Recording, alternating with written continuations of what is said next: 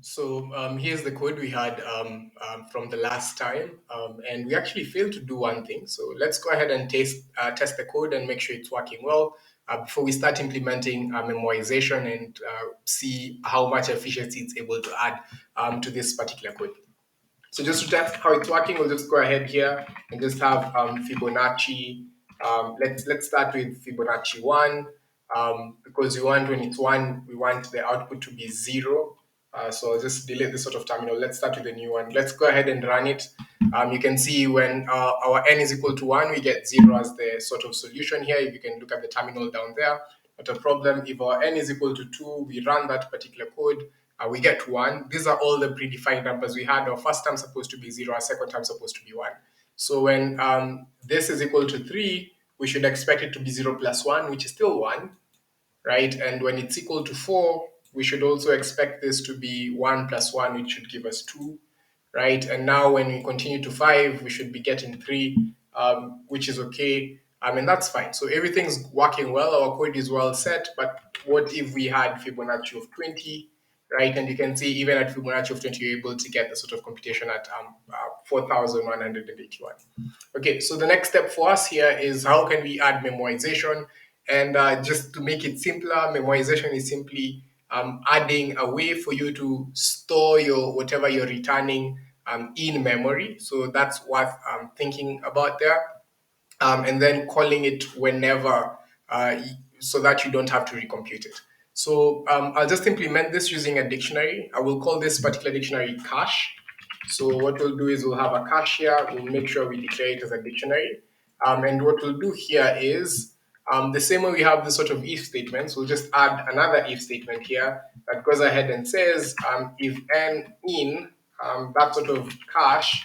So if we have n that's part of the dictionary keys, because we'll be saving things as keys, we'll go ahead and sort of return what that dictionary gives us. So what is the value for that sort of Fibonacci n, which is what we'll be saving. So this is pretty much like being able to call sort of function solutions that you've already saved into that particular dictionary. But the same way we're doing that, we also need to store the sort of solutions we get into this sort of dictionary when we get them, right? It doesn't make sense if we just call what we've saved, but anytime we have something that wasn't saved, we also need to save it. So here, instead of returning it, we'll just go ahead and say, let's call this result, right? So if it's not in the dictionary, we already know what these test cases are. We'll just be computing the result. And then the first thing for us on that particular result is going to be saving it to that particular dictionary. So we'll do a cache, and then we'll know the key should be equal to n, right? And if the key is equal to n, it's going to give us the result is what you're supposed to add as the value there. So pretty much all these are dictionary methods that you're working with. This is how to call the value from a dictionary if you're given a key as n. This is how to add a key and a value to a dictionary in that particular front. And right after we add that, we can go ahead and return that sort of solution. So here we are supposed to return the result, which is what we've called res. There's one small problem before we start running the code. Now my function does not just take one parameter, which was n before. It actually takes two parameters, which is like n as well as the dictionary out there, which you're calling cache. So even in this sort of sub functions here, we need to be taking this dictionary however it is and adding it there. So we'll still be taking the cache down there, and we'll also be taking the cache. So the same dictionary is what you want to replicate in all the sub functions all through. And whenever it's not in the dictionary, we'll first add it to the dictionary before we return and kill the function at that particular front. So now we had like Fibonacci of 20. I wish I actually saved this as different functions because I feel like I've done this. It would have been really easy for us to be able to look at the how fast the different ones are. So let me save the previous function here as Fibo, and then we'll just call it, it used to be Fibo n. Everything should be similar, and what we used to do is we just used to return Fibo, we used to return Fibo n minus 1.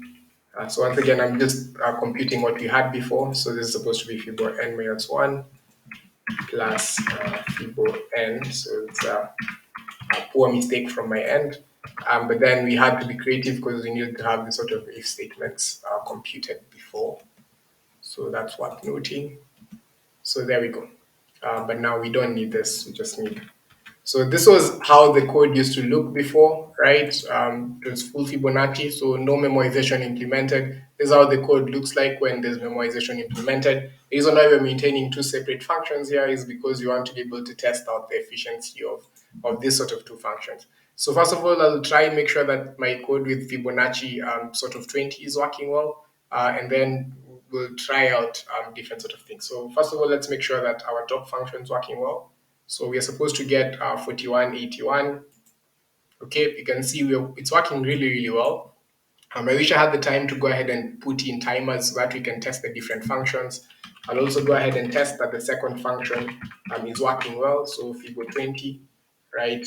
So let's go ahead and see that. So you can see all of them are working quite well. One has memoization, one does not have memoization.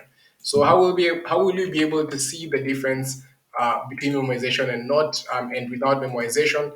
The best sort of thing is to work with large numbers so that you can see the time difference. Of course, the most efficient way is to do a timer before you start this sort of function, and when you finish that, you see how much time this is taking and how much time this will take. But for me, what I'll do is I'll just comment out the second one, and we'll try see how fast it computes Fibonacci 100. So this is the code with memoization. So that's the first function. So if we do that, we're able to compute Fibonacci 100 pretty fast. Now let me comment this out, and let me just work with the second one, which does not have memoization implemented. So let's try do Fibonacci 100. You saw that took seconds, and here we'll have to wait, right? So I've already clicked the run button and we're still waiting for the solution. And this is something you can also try. Just try implement this code, which is the Fibonacci function without memoization and with memoization, and see how much longer it takes to compute this. So I'm still waiting for a solution till now, still not coming. Unfortunately, I do feel that I'll have to delete the terminal and proceed to other things because it's going to take a while. But as you're waiting for that sort of result, we've gone ahead and said the easy way to add memoization is to go ahead and include a dictionary as part of our function. And what we'll do is, if we already have a computed value in that particular dictionary, we'll return that value rather than compute it. And we'll compute the result if it's not in the dictionary. And we'll make sure before we return, we add that new result to the dictionary so that we can recall it in the next times all through. And that's how we've been able to add memoization, just by simply adding a dictionary to our code. I've called my dictionary cache, and this was their code without memoization.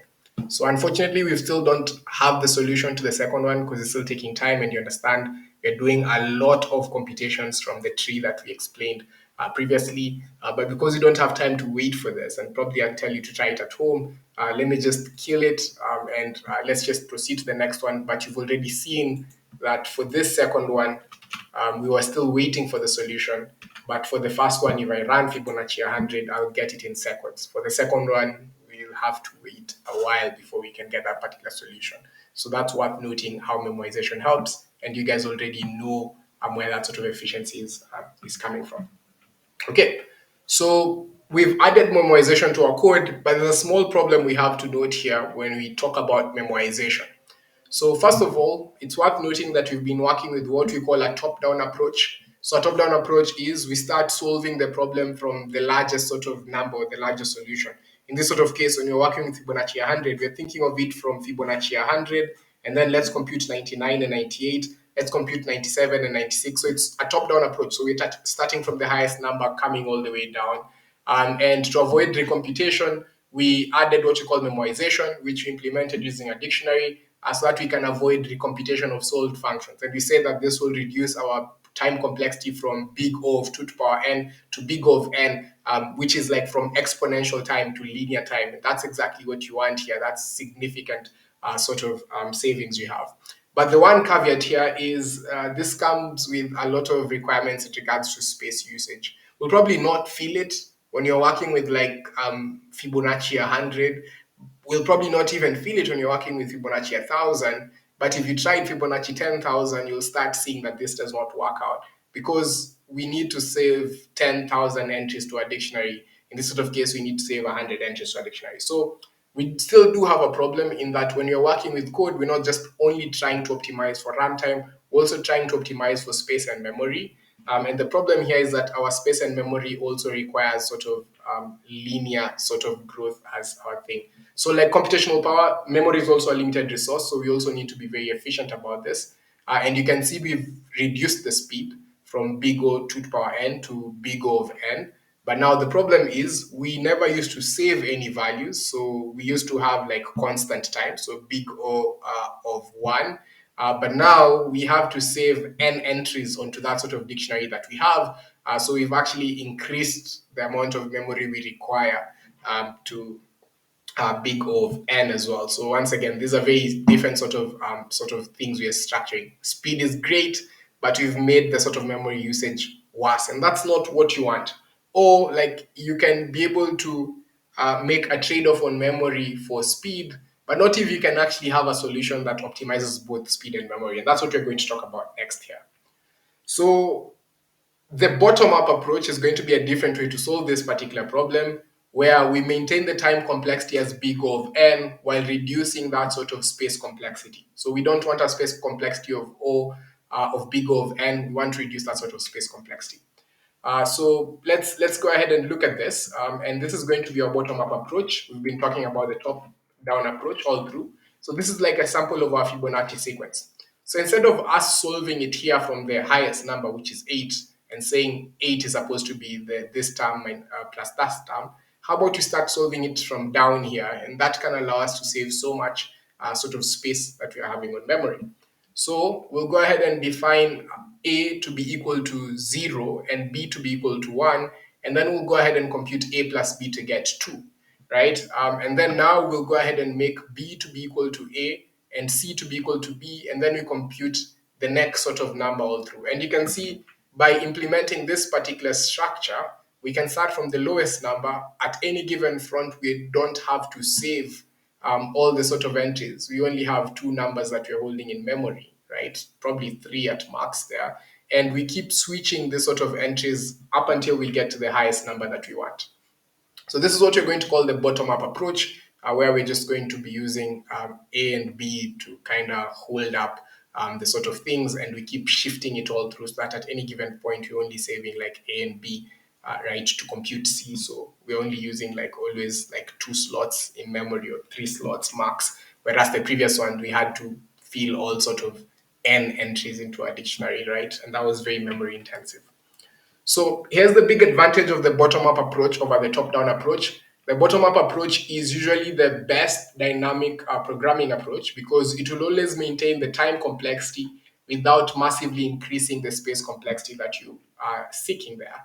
And this is a summary table for all these sort of things. So first of all, we had our basic recursion, which was very, very slow because it had a speed big O 2 to power n. However, we never used to really strain our memory in any given way. We had constant time when it comes down to memory. And then we had the top-down approach where we improved our speed significantly, so to big O of n, so linear time from exponential time. But then we also needed like way more memory, so we needed to save all n entries to our memory. But now with the bottom-up approach, you'll see that we still maintain our time complexity. So there's only sort of n operations you're going to do there, and you'll see how fast this is when we implement it in code, because you're just calculating a plus b n times, right, as you keep switching it. But the big advantage here is the memory usage is also constant time because we're not using a dictionary to save all n entries. We're just saving always two numbers at any given front. So that's not constant time here. This is going to be constant memory usage, whereas this is going to be n that sort of thing. Okay, so I want us to implement this in code before we get to that particular approach. So let's go to our code and see how this works precisely. So this is the top-down approach that we've talked about. So I'll probably go ahead and just create a new function on top that implements the bottom-up approach for this sort of Fibonacci. I'll have to find a different function name. So let me call it fib. So let me just add some space there. And once again, this Fibonacci is still going to take n as my parameter there. So let's have that. Okay, so Awesome. So what are we going to do? We'll start off with the if statements, which is very easy here. So let's just go ahead and say that. So these are the same if statements. They don't change. If n is equals to 0, we're going to have none. If it's equal to 1, we're going to have 0. If it's equals to 2, we're going to have 1, and so on and so forth. So from here, henceforth, we need to start doing the bottom-up approach, right? And so how do we go for it? So for the bottom up approach, what we'll try to do is define our A and define our B. In fact, if I was being creative, we could actually go ahead and always define our A here. So A is always equal to 0, that's what we're going to start with, and B is always equal to 1. Let me see that. Uh, Okay. In fact, we don't doesn't need to be there. So let's just start here. It's trying to just make the code neat, but not a problem. Let's just have the A and B is equals to 1. And so what we'll have to do here is for I in and what you're saying n. So we're looking for I in range n. So we want to do this n times. What you're going to do is we're going to say C, which is what I want to compute now, is equal to A plus B. And the moment I compute C, I want to go ahead and make sure that my A is equal to B. So my B becomes the A, and I want to go ahead and make sure that my B becomes equal to C. I'll show you back this on the slides. So I'll be doing A plus B to get to C, but now my next A should be the B, so this B becomes my new A, and then this sort of C becomes my new B, and that way I can keep computing it again and again, and that's exactly what I'm implementing here. So C is equals to A plus B, and then my A becomes the new B, and my B becomes the new C. And this order is very important because you don't want to assign B first before you assign the old B to A. So that's worth noting. Okay, and this is supposed to continue n times. There's a problem here. It's not just range n. We actually need to start from 2 onwards. So we should start from 2 onwards. That's worth noting. So that that makes sense there. And then at the end of the day, we'll return B. So the moment you're done with the for loop, we'll return B. The reason you're starting from 2 onwards is because we'll always want to skip when n is equals to 1 and when n is equals to 2. That one we've already computed. Now, I do know that at times I might be off the final value by like 1 or 2. So that's worth noting. So I'll just go ahead and test it out. So let's see this. So this is my bottom-up approach where I'm doing the AB structure instead of the previous one. So let me come out here, and now I don't need the slow version. So let me just kill it. And let's have, let's start with Fibo 10 for both. Let's make sure they're well aligned.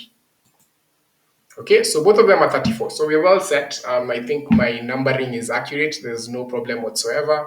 And let's go ahead and do Fibonacci 100 and Fibonacci 100 here. We make sure that they all give us the same results. Both of them are fast because it's only big O of n when it comes to time complexity. Okay. Okay, this is actually doing the Fibo, the second one. So my apologies. I don't think we tested this out very, very well. We have to do it again, starting with 10. The function name is fib, not Fibo. So Fibo was this inefficient function, so we're supposed to be testing fib. So let's start again. So let's do that. Both of them are giving us 34. So we are set. So that function is also okay. Let's try both functions for 100. So fib and the likes. Okay, both of them give us the same number here on the terminal, which you can see there. But now there's a small problem, and this is where the problem comes in. Let me print that out. Let me try make this 1,000. Let's see whether that's going to be computed very, very fast. And you can see at 1,000, when we have the code with the memoization, so this goes ahead and tells us that there's a recursion error. The maximum recursion depth exceeded in comparison. So we've already hit a particular depth there, and this is more like the memory usage we need to save all these sort of entries to a dictionary. It's beyond the sort of requirement there, and that's the problem. But let's go ahead and try this with the second sort of function, that only uses like constant memory usage, and we'll do Fibonacci 1000. And for Fibonacci 1000, we are still able to get a result. Let me just have a new terminal so that you can be able to see the result by itself. And you can see this is the result we're able to get. And the reason is they both have the same speed, but this one requires way more memory, and that gives you an error whenever the n is quite high, and 1000 is one of those quite high numbers. And you can see we get a recursion error because of that. But because the second one does not use so much memory, we're still able to maintain the speed and get a result because we don't have significant reliance on memory. So you'll start seeing for very, very high numbers, you always need to implement a bottom-up approach instead of a top-down approach, because it is efficient both with memory and both with speed, and you can see the speed at which you're able to get Fibonacci 1000. Okay, so that's well understood now. This is the bottom-up approach. You can go ahead and try it out. We'll have all code snippets shared below the video here. And we've gone ahead and said that it's the best dynamic programming approach to maintain the time complexity without increasing the space complexity. And we already went through this particular table a few minutes ago. So let's do a recap. In dynamic programming, we always solve the main problem by finding solutions to the smaller repeated problems. So this is very recursion, right? Dynamic programming tends to be an algorithm that solves for recursion. And we said that there are two approaches to solve dynamic programming problems. The first one is the top-down approach, where we create a recursive function, and then we use memoization to avoid resolving or recomputing already called sub-functions out there.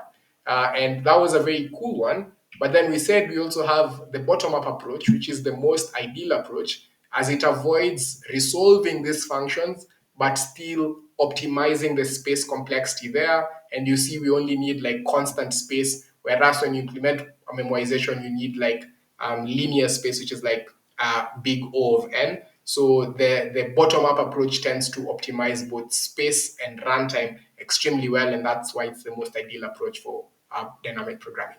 So that's it in regards to introducing dynamic programming with the simplest sort of function you could think about. That's Fibonacci numbers, quite relatable. Go ahead and try it out. We also have a challenge that you can try out for dynamic programming after you're well okay with Fibonacci numbers.